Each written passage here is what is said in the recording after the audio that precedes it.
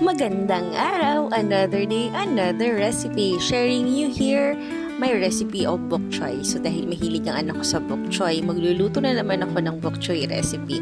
So eto na yun. So syempre sa kawali, ilagay tayo ng mantika. Antayin natin maging mainit ang mantika, yung kumukulo.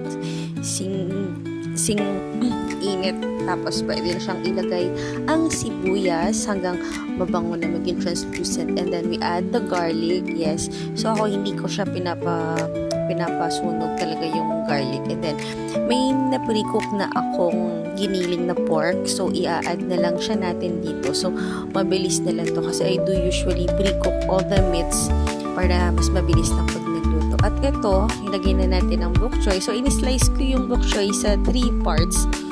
Ayan siya to. So, halu-haluin lang. Halu-haluin lang siya natin. And then, pinagtimplahan ko siya ng black pepper and then Spanish paprika. Kasi medyo mahilig yung anak ko sa maanghang. So, dapat may anghang siya. So, ayan. Ito na yung ating ilalagay sa kanyang baunan. Yes, kasi nga, pag ganito magganado siyang kumain. So, ayan siya. Lalagay siya natin ng mas maraming bok choy. Pero, kasi yung giniling, iwan yan para sa akin. So, ayan. Tapos, ayan, enjoy na yan. So, sabi niya, she loves bok choy. So, she's requesting another bok choy dish for tomorrow. But for today, ayan na. Diba? Ginisang bok choy na may giniling.